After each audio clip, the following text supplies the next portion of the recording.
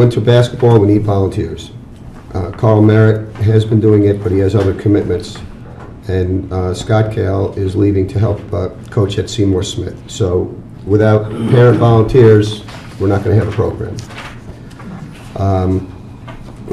The brochure and the website, the commission is anxious to get started on the link on the website. I know we're going to discuss that later on today. There's an Easter egg hunt on March 27th. We need a Easter bunny and a Tigger. I know Tom and Chris have volunteered. I don't know who's going to be which. There's an open bar.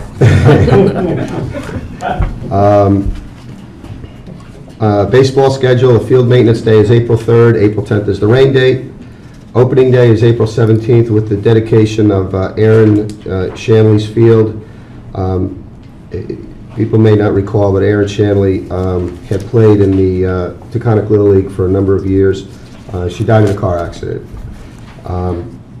She was very involved, and there's a plaque on the rock behind the field that's going to be dedicated to her on April 17th. The final end-of-year picnic is scheduled for June 12th. We also discussed the Stanford History Day. The board approved the Stanford History Day at July 17th. And they're really looking forward to it. They're going to come up with some games for some children. And that was it for the Recreation Commission. All right. Want to continue with the zoning board? Sure. Okay, the zoning board of appeals.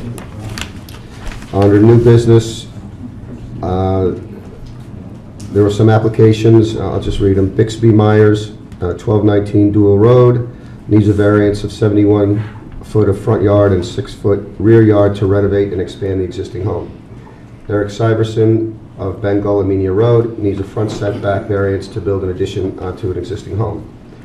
And RPG Development, Route 82, is asking for a lot line adjustment. All of these have been scheduled for a public hearing on April 14th.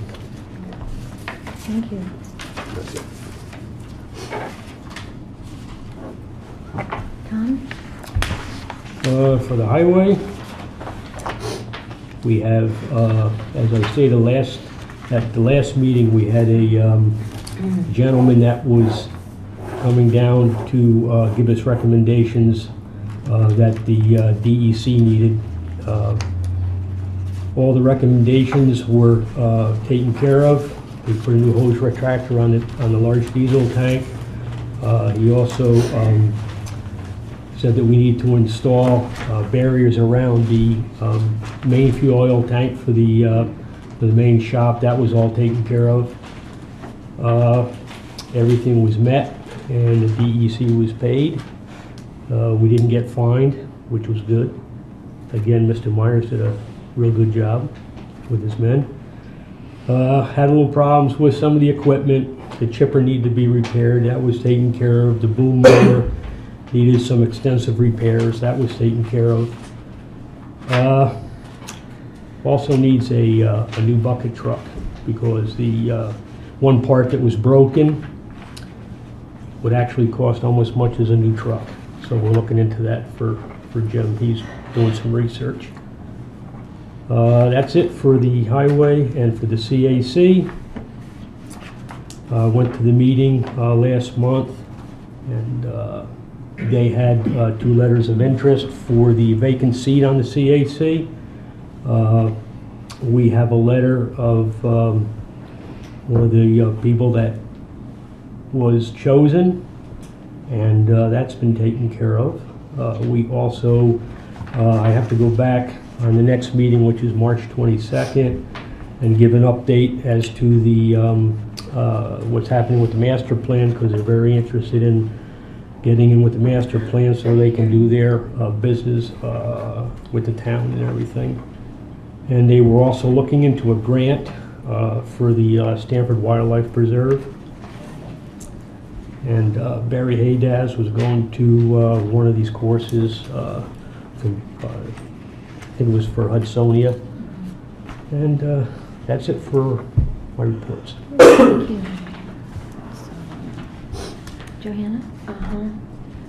The fire commission, excuse me, meets next week, so I'll report on that next month. And I am reporting on the planning board from the draft minutes. I did not attend that meeting. It was held on 2/24/10, and they had the public hearing for the Dianon Spiritual Foundation special use permit. The hearing was left open for another month so that seeker can be addressed before the hearing is closed. There was a lot of input on that from the public, a lot of questions. And so there's still time, I think, for people to enter questions if they'd like to, since the hearing is still open. The 317 Main Mall Court Farmers Market application was withdrawn by Mr. Burdick in a letter dated February 23rd. RPG development lot line was brought up, and the planning board decided to be the lead agency in terms of that issue. Millbrook Tennis Court site plan came up, but the applicant was not in attendance, and that's going to be referred to the Dutchess County Planning, and they are advising Mr. Schnorr of the need for a moratorium waiver. Mr. Osborne brought up a request for an extension on his agreement on Sherwood Forest. He was not ready for the presentation. The board considered, he asked for a 6-month extension, and the board granted that.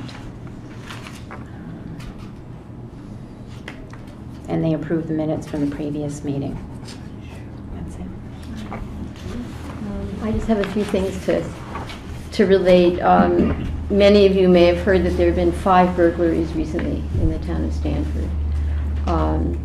The state troopers and the sheriff's department both feel and know that there were 3 people involved. They've arrested 1 person, one town resident, and this person has admitted to some of the burglaries, but not all of them.